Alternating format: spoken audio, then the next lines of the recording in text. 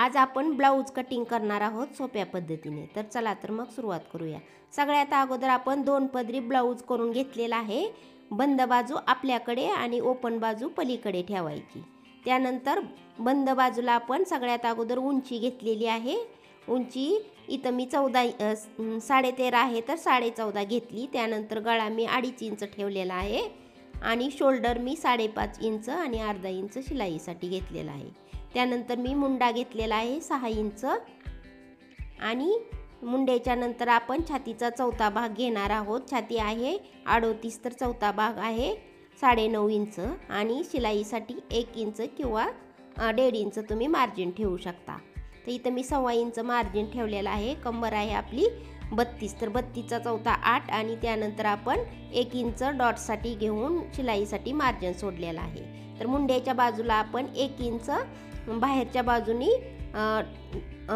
Tick करून ठेवलेली आहे आणि गोल आकार दिलेला आहे। त्यानंतर आपण लाईन ड्रॉ करून घेणार आहोत फिटिंगची आणि शिलाईची।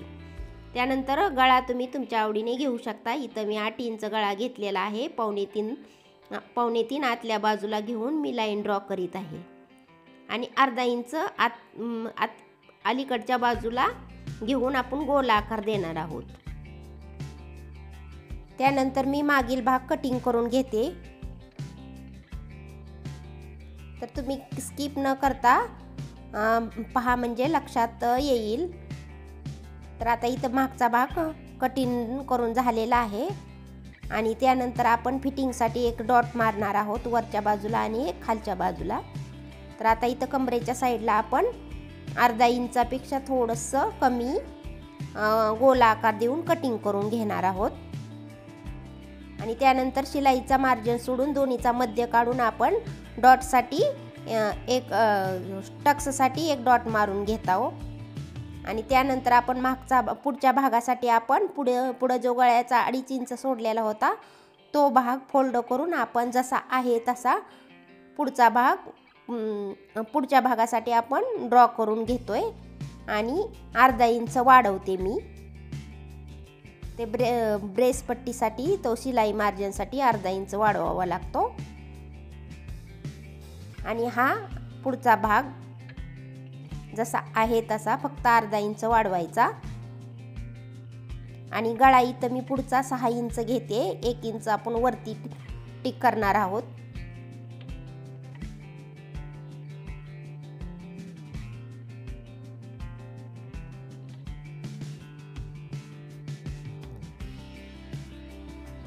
हे आपण ब्रेस पट्टीसाठी क्रॉस आकार दिलेला आहे 1 आणि अर्धा इंच। आता इथं कटोरीसाठी आपण पुढं सोडणार आहोत आणि कटोरीच्या साईडचा जो भाग आहे त्याच्यासाठी मी 4.5 इंच घेणार आहे आणि मुंड्यापासून इथं आपण 2.5 इंच घेतलेला आहे।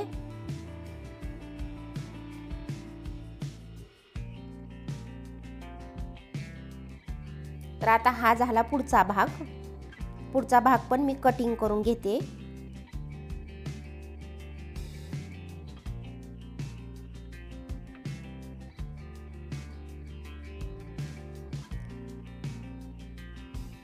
तर आता पुढचा भाग कटिंग करून झालेला आहे।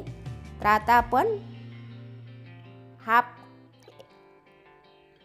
मागचा आणि पुढचा भाग एकमेकावर मांडून हा मध्ये आपण मधला भाग राहतोय त्या मापाने आपण कटोरी कागदावर कापून घ्यायचा आणि कागदानंतर मग आपण इकडून 1 इंच दोन्हीकडनं 1 इंच खाली 1.5 इंच असा वाढवून घ्यायचा आहे क्रॉस कपडा टाकून।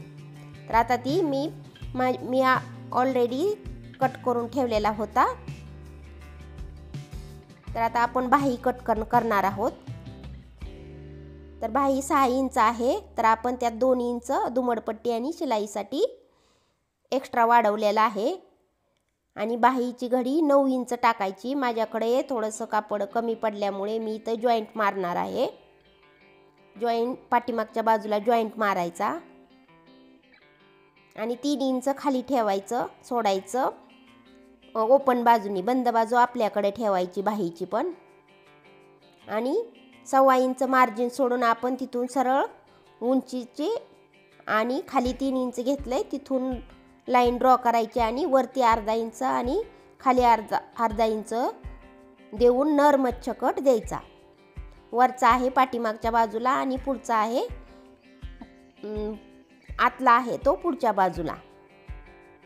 आता इथं ही शोल्डर मी जी डॉट दिलेला आहे तो शोल्डरच्या मधोमध आला पाहिजे.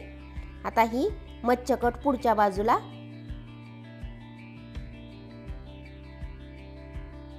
आता त्यानंतर मी इथं कटोरी कट करून घेणार आहे. कटोरीचं कापड हमेशा क्रॉसमध्ये ठेवायचं तरच कटोरी व्यवस्थित बसतो. तर कटोरी कसा वाढवायचा तुम्हाला समजला नसेल तर तुम्ही कमेंट करून नक्की सांगा. पुढच्या व्हिडिओमध्ये मी कसा वाढवायचा ते सांगेल. पाठीमागे मी एकदा कसा वाढवायचा ते सांगितलेलं आहे. तर कटोरी कट करून झालेला आहे. आता इथं हा पाठीमागचा भाग आणि हा पुढचा भाग 1 इंच एक्स्ट्रा घ्यायचं म्हणजे शिवताना तो बरोबर होतो. तर आता इथं दोन्हीचा मध्य काढून आपण 1.5 इंचावरती डॉट घेणार आहोत आणि वरती 3.5 इंच ह्याच्यावर शिलाई आली पाहिजे. एकदम कटोरी मस्त बसतो हा. त्यानंतर आपण पुढची ब्रेस पट्टी कट करून घेणार आहोत. तर कमरेच्या चौथ्या भागापेक्षा 2.5 इंच ब्रेस पट्टी एक्स्ट्रा घ्यायची आणि इकडून वरती 3.5 आणि इकडच्या काजा गुंड्याच्या साईडला 3.5 आणि इकडच्या बाजूला 3 इंच घ्यायची. तर 4 ब्रेस पट्ट्या काढायच्या, आतून 1 आणि बाहेरून 1. तर इथं माझ्या 4 पण झालेल्या आहेत. तर व्हिडिओ कसा वाटला ते नक्की सांगा. भेटूया पुन्हा एकदा अशाच एका नवीन व्हिडिओमध्ये. धन्यवाद.